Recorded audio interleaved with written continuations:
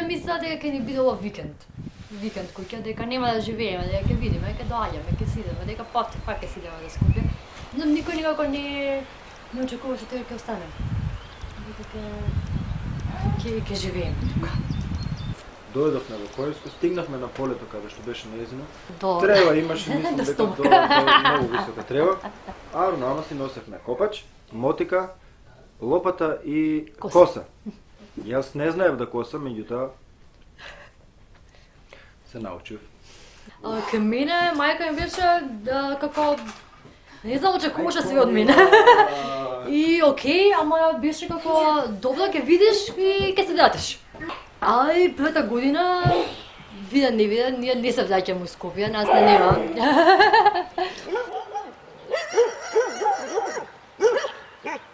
Кога дојдовме во Којско немаше ништо тешко, него едноставно идевме со бок напред. Бевме млади и луди, како да кажем. Имавме една фикс идеја која што очигледно ја остваривме. Кожув е доста водна планина, има доста извори, рекички. Земавме вода од повисоките места што се околу место и по природен пат добивме техничка вода во куќата. А вода за пиење користиме изворска вода, исто така беше едно црево. А за струјата користиме еколошка струја. Панелите не се многу ефтини, меѓутоа едно по едно делче кога ќе купиш, нели, сепак ќе можеш да ја искористиш таа еколошка енергија што ја дава сонцето. Целиот систем јас го направив нешто и познавам, плюс и минус 12 волтната струја, имам познавање малце. Тоа ме научи од Джич. Има другарче, најпред другарче има Машко. Куда? И тука она, значи барбекю немаме, нас нема ни пиштоли, кај него има пиштоли.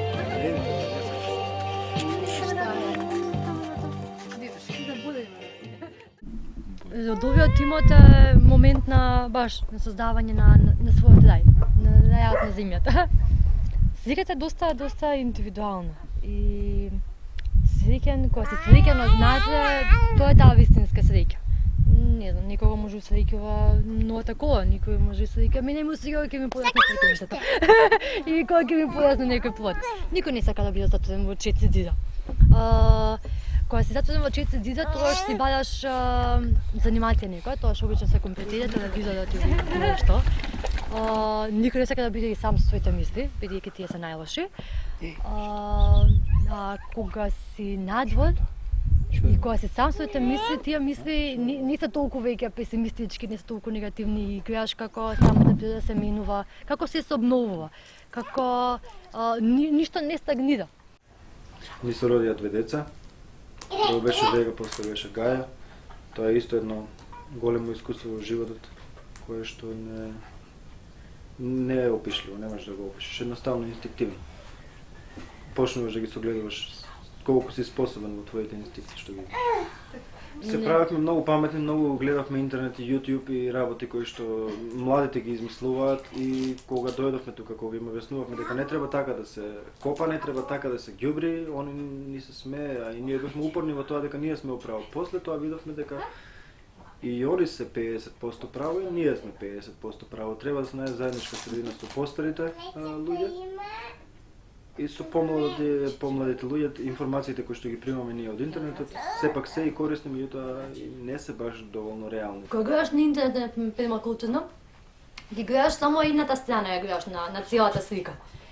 Не знаеш колку е блиско диката, не знаеш какво е таму времето, не го знаеш ветрот, не знаеш земјата, ти кажуваат нешто, ама тоа е све така површно.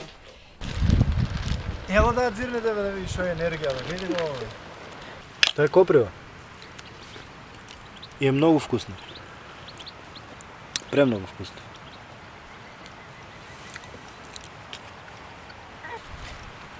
Ето така. Имаме 2 дечиња, Вега е постарата, има 4 години, и Гаја има 10 месеци. Законот, ако си над 6 км во населена област, значи е должен да обезбеди превоз. Сега тоа е нивна обврска, не е наша. Наша само да ја пријавиме.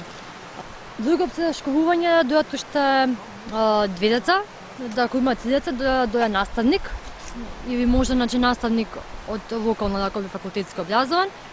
Или ако има 6 деца, тогаш веќе државата треба да обезбеди школа. Колку често одите на Гергелија, колку често се дружат со... Самиот збор социјализација е употребен секогаш во погрешен контекст. Особено кога дојавме тука и првиот кога остана времена, леле бебето нема вие социјализирано. И тоа им е некако како узречица, дури самите не знаат зошто го потребуваат. И самите не знаат што значи социјализација повеќето од луѓето. Социјализација значи да бидеш дел, да припаѓаш од една заедница. Значи вега си социјална, се припаѓа на нашата заедница, значи семејството. Совршено функционира и со други деца. И нема никаков проблем да воспостави контакт со друга особа. Сметам дека повеќето деца од градови се несоцијализирани, што постојано се пред компјутери, лаптопи, таблети, целата технологија. Ја израснав во Козла, а Јосип во Ајраджан. И јас го имав тој момент на улица, дружење. Сега би сакала и овдека да има повеќе фамилии, да има повеќе трудови имоти, луѓе кои би израснаа, би ги живееле, би израснаа со деца во природа.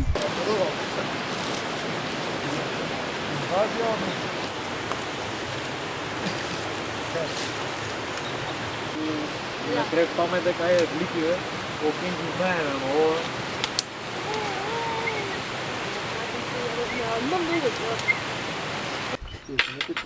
А ова мачката умре 10 дена, 16 години.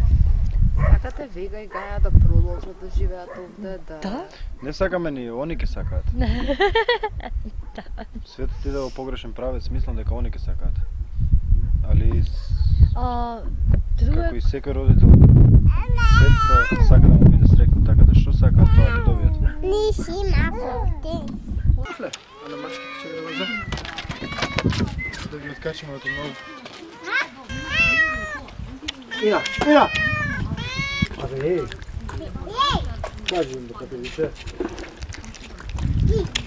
Им препорачуваме на сите добре дојде пред се. Дай ми уште портокалко мои. Дай ми. Да не се плашат да го направат првиот чекор, затоа што првиот чекор е многу битен, многу важен. Чим стапнат на почвата, онда Ќе ги освои земјата. земјата ќе ги освои во секој поглед, тоа да. Ако се спредни за работа. Апсолутно. Дека има доста работа, има доста вложување, али колку вложуваш, толку добиваш. Земјата да живееш во Скопје. Не, плановите се големи, не знаеме, мислам, не знаеме, со сигурност не би се вратиле во Скопје, меѓутоа ако е мислам дека не би се вратиле во Скопје. Би се вратиле, не би се вратиле, би отишле во Скопје да го прошетаме, да видиме што има ново, да посетиме пријателите што ги имаме, запознаеме во претходните години, меѓутоа да се вратиме во Скопје да живееме, мислам дека не. Планетарно гледано, глобално гледано и емо уништена планетава Земја, која постои 4 милиарди години, ако не и повеќе. За 100 години ни успеавме да направиме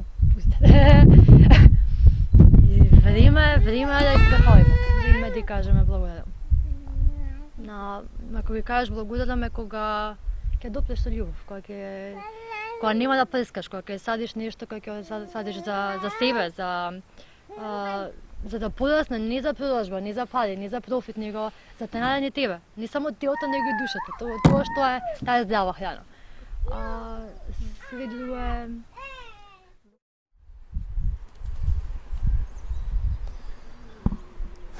На тоа на што сум најмногу горд е